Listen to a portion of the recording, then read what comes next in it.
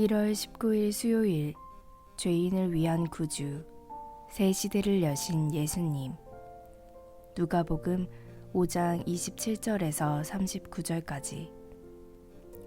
그 후에 예수께서 나가사 레위라 하는 세리가 세관에 앉아 있는 것을 보시고 나를 따르라 하시니 그가 모든 것을 버리고 일어나 따르니라.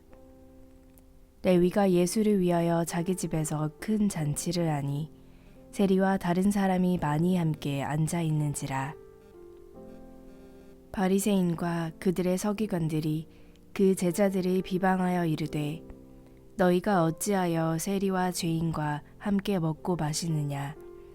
예수께서 대답하여 이르시되 건강한 자에게는 의사가 쓸데없고 병든 자에게라야 쓸데있나니 내가 의인을 부르러 온 것이 아니요 죄인을 불러 회개시키러 왔노라.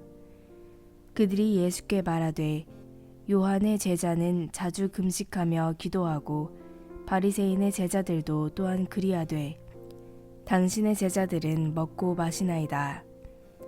예수께서 그들에게 이르시되 혼인집 손님들이 신랑과 함께 있을 때에 너희가 그 손님으로 금식하게 할 수 있느냐.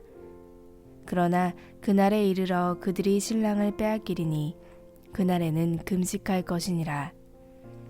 또 비유하여 이르시되 새 옷에서 한 조각을 찢어 낡은 옷에 붙이는 자가 없나니 만일 그렇게 하면 새 옷을 찢을 뿐이요 또 새 옷에서 찢은 조각이 낡은 것에 어울리지 아니하리라.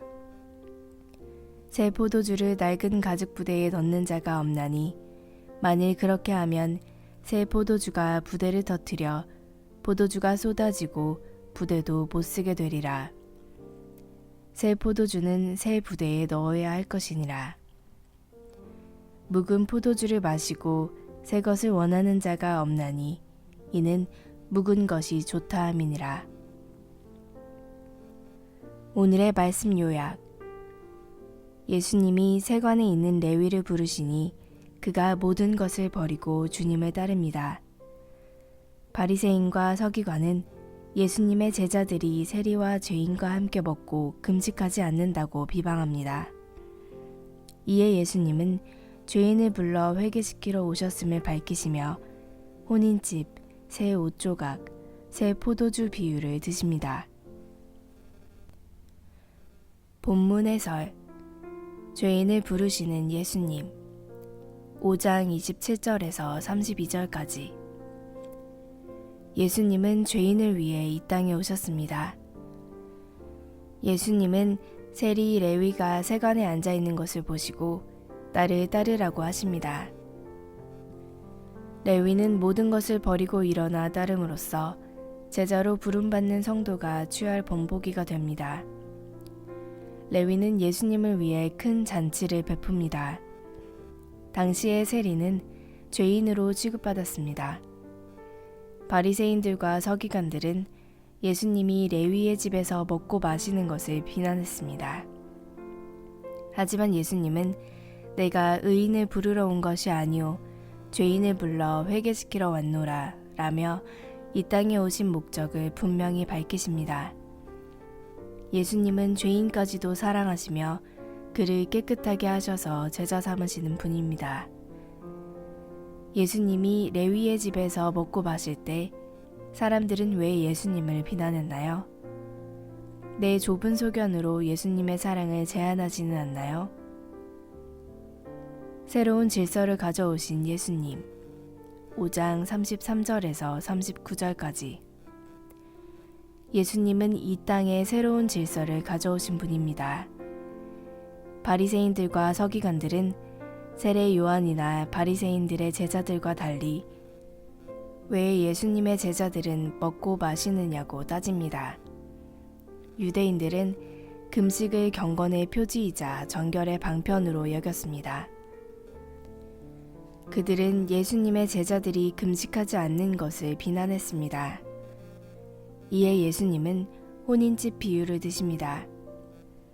손님이 신랑과 함께 있을 때는 먹고 마시지만 신랑을 빼앗길 때가 오면 그때는 금식하리라고 하십니다. 이는 예수님이 지금 그들과 함께 계시지만 훗날 십자가에서 돌아가실 것을 시사합니다. 또한 예수님은 혼인집과 관련된 새 옷과 새 포도주 비유를 말씀하십니다. 두 비유의 요지는 새 시대에는 새 질서를 추구해야 한다는 것입니다. 새 옷과 새 포도주 비유의 요지는 무엇인가요? 새로운 변화에 적응하기 위해 내가 적극적으로 바꿀 삶의 자세는 무엇인가요? 오늘의 기도.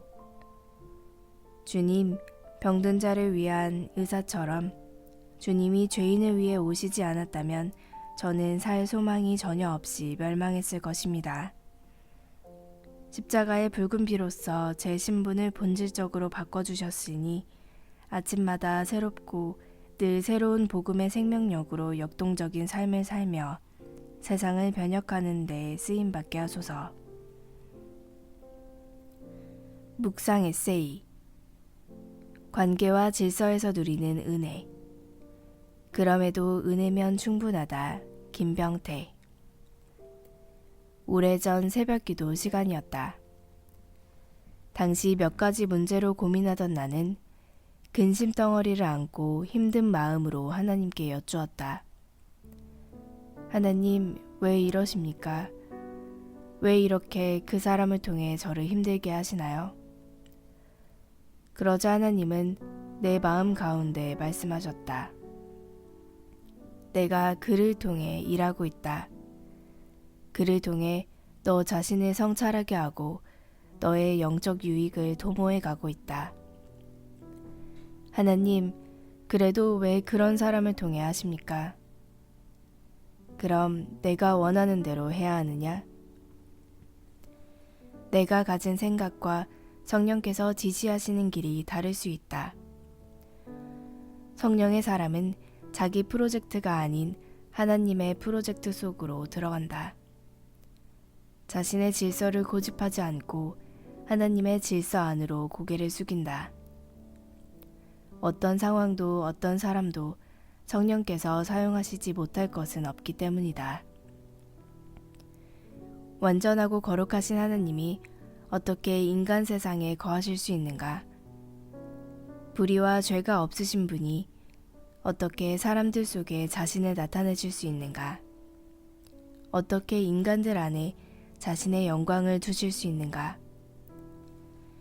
그러나 하나님이 그러실 수 있는 분이기에 불완전한 교회가 존재할 수 있다. 하나님은 불완전한 인간의 조직과 질서 안에서도 그분을 발견하고 영적 성장을 경험하게 하신다. 불완전한 목사를 통해서도 강단의 말씀의 은혜를 받고 삶의 변화를 경험하게 하신다. 하나님은 공동체를 통해 우리에게 주신 관계와 질서를 통해 은혜의 광맥을 누리게 하신다. 한절 묵상. 누가복음 5장 33절.